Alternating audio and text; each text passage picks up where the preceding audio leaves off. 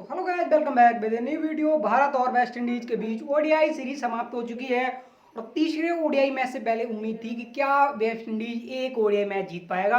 लेकिन West Indies ODI जीतने की तो बात छोड़ो, जिस तरह तीसरा मुकाबला हारी, दो मुकाबले में बड़ा टफ सिचुएशन में भारत जीती आखिरी समय। अगर आप देखें दूसरे मुकाबले में अक्षर की जो पावर हिटिंग, पहले मुकाबले में आखिरी समय तक जिस तरह वेस्ट इंडीज लड़ा, रुमाली सुपर ने नीचे रन बनाए। और मोहम्मद शमी की अगर बात करें तो फिर मोहम्मद सिराज ने जो आखिरी ओवर तक गेंद लेके और आखिरी गेंद तक जिस तरह अगर आप देखें तो गेंद को शिप किया, भारत की जीत में एक अहम भूमिका निभाई। तो भारत 2-0 से पहले लीड था, तो आखिरी ओडीआई से पहले ऐसी उम्मीद थी कि भारत क्या क्लीन शूट कर सकता है, वेस्ट इंडीज को वेस्ट इंडीज में हरा सकता है। ऐसा पहली बार होगा अगर वेस्ट इंडीज को भारत हराएगा, लेकिन हुआ भी वैसा। बारिश ने थोड़ी जरूर खलल डाली। होपफुली थोड़ी अगर बात करें तो शुभमन गिल हालांकि थोड़े निराश होंगे, क्योंकि अगर आप देखें एज इंडिविजुअल स्कोर उनका 98 रन है। तो 98 के बाद अगर बात करें कि बारिश के बाद एक बार खेल रुका और रुकने के बाद जब दोबारा स्टार्ट हुआ तो बात करें तो 40-40 ओवर का अगर बात करें तो गेम निर्धारित हुआ। उसके बाद अगर बात करें तो 36वें ओवर तक जब भारत खेल रहा था और शिखर धवन बारिश से पहले ही आउट हो चुके थे। और उसके बाद बात करें तो 325 रन और उसके बाद 3 विकेट के नुकसान पर भारत 36 ओवर तक खेल चुका था। उसके बाद बारिश आई और सबसे बड़ी बात है कि शुभमन गिल 98 रन बना के जो खेल रहे थे, उसके बाद बारिश के बाद ऐसी होप थी हो सकता है एक दो ओवर अगर भारत खेलता है तो शुभमन गिल अपना मिडियन 100 कर सकते हैं। लेकिन वो बहुत निराश होंगे, क्योंकि अगर आप देखें जब आप नॉट आउट रहते हैं वो भी 98 पर और वो भी ओवर सीड कंडीशन पर, आपको ओडीआई फॉर्मेट में एक लंबे अरसे के बाद मौका मिला है। क्योंकि आप अगर आप देखें मैन एज ओपनर अगर आप देखें जो आपकी सीनियर ओपनर है के राहुल हो या रोहित शर्मा, जब इस टूर पर अगर है नहीं तो उसके बाद बात करें तो फिर आपके पास ऋतुराज थे, एक ऑप्शन बात करें तो ईशान किशन का था। उसके बाद अगर आप देखें 3-4 प्लेयरों के ऊपर आपको अगर प्रायोरिटी मिल रही, उसके बाद अगर आप बेस्ट अपना दे रहे हैं तो बहुत अच्छी बात है। शुभमन गिल की अगर बात करें तो पूरी सीरीज उनके नाम रही है और शुभमन गिल एक स्टार की तरह निकल के आए हैं। क्योंकि शुभमन गिल वही शुभमन गिल अगर बात करें तो फिर लिमिटेड ओवर सीरीज में भारत के लिए उतना अभी ये बात करें तो दमखम दिखाया नहीं है, उतने मौके भी नहीं मिले हैं। लेकिन रेड बॉल की क्रिकेट में जितनी उन्होंने क्रिकेट खेली है, खासकर अगर बात करें पिछले साल ऑस्ट्रेलिया में रन बनाए, ऑस्ट्रेलिया में काफ़ी इंप्रेस किया था। और खासकर गावा टेस्ट मैच में अगर बात करें जो इनिंग खेली थी उन्होंने एक, तो ओफली बात करें तो उनकी पारी को किस तरह दिखते हैं। लेकिन सबसे पहले हम पहले ओडीआई मैच में देखें शिखर धवन के साथ उन्होंने एक जबरदस्त पार्टनरशिप निभाई। दूसरे मुकाबले में बात करें तो फिर एक इंपॉर्टेंट पारी खेली। तीसरे मुकाबले में आखिरी तक नाबाद रहे और भारत देखिए 36 ओवर तक खेला है, 325 रन भारत ने बोर्ड में लगाए हैं। उसके बाद जिस तरह वेस्ट इंडीज खेली, वेस्ट इंडीज का अगर आप देखें 257 रन बनाने थे, 200 अगर बात करें तो 258 रन बनाने थे वेस्ट इंडीज को मुकाबला जीतने के लिए। लेकिन वेस्ट इंडीज को ये रन बनाने थे 35 ओवर में, लेकिन वेस्ट इंडीज ऐसा नहीं कर पाई। तो वेस्ट इंडीज की अगर बात करें तो वेस्ट इंडीज कहाँ मुकाबला हारी है। वेस्ट इंडीज के लिए सबसे बात है कि मोहम्मद सिराज पहले मुकाबले में जिस तरह भारत को मुकाबला जिताया, आखिरी बॉल पर आखिरी ओवर में जिस तरह भारत को मैनेज किया, आखिरी ओवर में पूरी गेंदबाजी यूनिट को बात करें, फिर ये जी टीम अगर प्लेयर बात करें तो मोहम्मद सिराज की तारीफ करनी पड़ेगी। दूसरे मुकाबले में कोई सफलता नहीं मिली, होपफुली थोड़ी निराश जरूर होंगे। लेकिन तीसरे मुकाबले में देखिए आखिरी ओडीआई मैच यानी इंग्लैंड के खिलाफ इस साल जो डिसाइडेड ओडीआई मैच था, अगर आप देखें पहला ओडीआई मैच भारत जीता, बड़ी आसानी से जीता, 110 रन बनाने थे भारत को। और भारत की जो पेस अटैक ने इंग्लैंड के पेस अटैक को जिस तरह उनकी बैटिंग लाइनअप को अगर बात करें तो हस्त किया। दूसरे ओडीआई में तो फिर इंग्लैंड वापसी कर गई, भारत 100 रन से मुकाबला हार गया। तीसरे ओडीआई मुकाबले में ऋषभ पंत की सेंचुरी, हार्दिक पांड्या की रन और ऋषभ पंत और हार्दिक ने जो पार्टनरशिप बिल्ड करी, वहां से भारत मुकाबला जीता। और लेकिन मोहम्मद शमी का इसमें एडवांटेज हम कह सकते हैं कि मोहम्मद शमी की अगर बात करें तो मोहम्मद शमी ने अच्छी गेंद डाली, लेकिन उसके बाद जसप्रीत बुमराह जो आखिरी ओडीआई मैच नहीं खेले थे। और वो ओवर किसे याद नहीं होगा जिसमें अगर बात करें 1 ब्रिंग्स 2 यानी एक ओवर में 2 सफलताएं, जिसमें बात करें जो रूट को आउट किया, बेस्टो को आउट किया, उसी तरह भारत के लिए दूसरे ओवर में ही ये काम कर दिया। बात करें मोहम्मद सिराज ने दोबारा, क्योंकि अगर आप देखें एज ओपनर काइल मैर्स ने पिछले मुकाबले में जिस तरह अटैकिंग रोच अपनाई थी, और काइल्स मैर्स की बात करें तो पिछले मुकाबले में काफ़ी एफर्ट लगाया था अपनी टीम जिताने के लिए।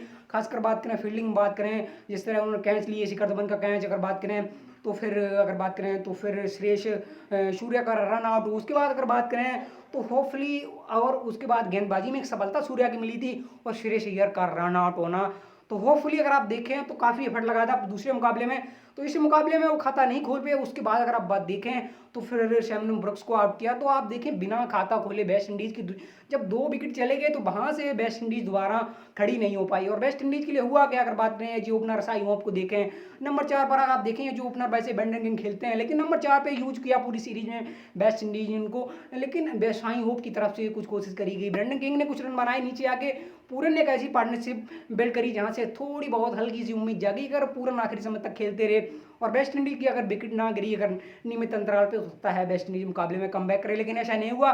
पूरन आउट हुए। उसके बाद अगर आप देखें रोमारियो बाहर चले गए थे मुकाबले से पहले, जैसे लॉन्डर फुट थे कोविड की रिकवरी के बाद, तो उनको खिलाया गया। और रोमारियो जिस तरह गेंदबाजी कर रहे थे और खासकर नीचे आके जिस तरह रन बना रहे थे, पूरी सीरीज में 2 मुकाबलों में रन बनाए हैं। तो इस बार अगर बात करें जेसन हॉल्डर ने गेंदबाजी में वो दमखम तो नहीं दिखा पाए, कोविड के बाद रिकवर करके आए, बल्लेबाजी में बहुत ज़्यादा उत्साह दिखा नहीं, अकील हसैन ने भी नीचे रन बनाए नहीं। तो वेस्ट इंडीज ये मुकाबला 36 ओवर में ऑल आउट हुआ और 119 रन से बड़ी हार है वेस्ट इंडीज क्रिकेट में। और वेस्ट इंडीज ने जिस तरह 2 मुकाबले पहले खेले हैं, पहले मुकाबले में बड़ी क्लोज मैं कह सकता हूँ वेस्ट इंडीज आ रही है। दूसरे मुकाबले में आपको पता है नीचे से जिस तरह अक्षर पटेल ने बैटिंग करी, 35 ओवरों में अगर बात करें 64 रन की पारी, एक ऐसी पारी खेल गई जहां से भारत मुकाबले में निकलता गया और ऐसी स्थिति में आ गया जहां मुकाबला जीतने के करीब भारत पहुंचा। और वहां से आवेश खान की जो 12 गेंदों में अगर बात करें तो 10 रन बने, क्योंकि आप 12 रन भले 10 रन भले वो थे, काफ़ी थोड़े रन थे।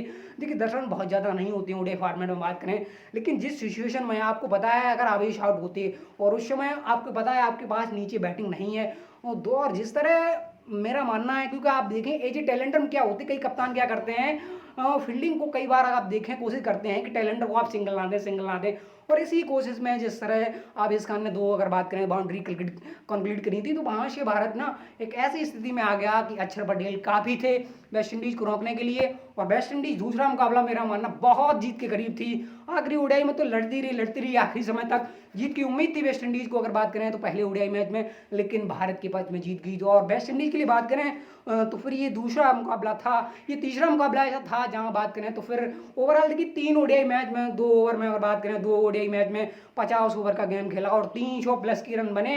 और अगर बात करें इस ओडीआई से पहले अगर बात करें देखिए पहले दो ओडीआई हुए थे, दोनों टीमों ने अपनी दोनों इनिंग में 300 प्लस बनाए हैं और बड़ी क्लोज मार्जिन से बड़ी। और जब बात हो रही है आपको पता है ओडीआई फ्यूचर की, बहुत लोगों की स्टेटमेंट आ रही है कि 40 ओवर करिए 25 ओवर का करिए, ओडीआई स्टैंडर्ड पर कुछ बदलाव करिए। उस सिचुएशन में जो भारत और वेस्ट इंडीज के बीच पहले 2 ओडीआई मैच हुए बहुत रोमांचक रहे हैं, रोमांटिक रहे हैं। और भारत अगला अपना पड़ाव अगर कहाँ शुरू करेगा, देखिए भारत के लिए इस सीरीज में भारत को क्या मिला है।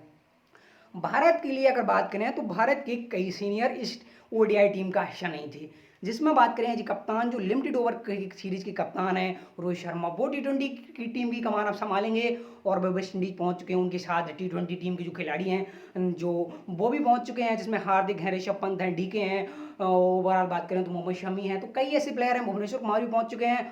ओवरऑल देखें जो T20 टीम का हिस्सा है हमारे प्लेयर वो वेस्ट इंडीज पहुंच चुके हैं और शाम को जो ओडीआई मैच हुआ उसमें वो प्लेयर नज़र भी आए हैं, तो टीम के साथ जुड़ गए हैं। और टीम के साथ देखिए लगातार अगर बात करें तो फिर जो शाम को जीत मिली उसमें हमें रोहित शर्मा के साथ साथ कई सीनियर प्लेयर टीम के साथ दिखे, तो ये बहुत अच्छी बात है। और बात करें तो फिर ट्रांडेड में ही भारत अपना पहला T20 मुकाबला खेलेगा। तो भारत को क्या मिला है पूरी ओडीआई सीरीज से, देखिए सबसे पहले शिखर धवन की एक बड़ी चर्चा थी कि शिखर धवन कब तक भारत के लिए ओडीआई फॉर्मेट खेलते रहेंगे।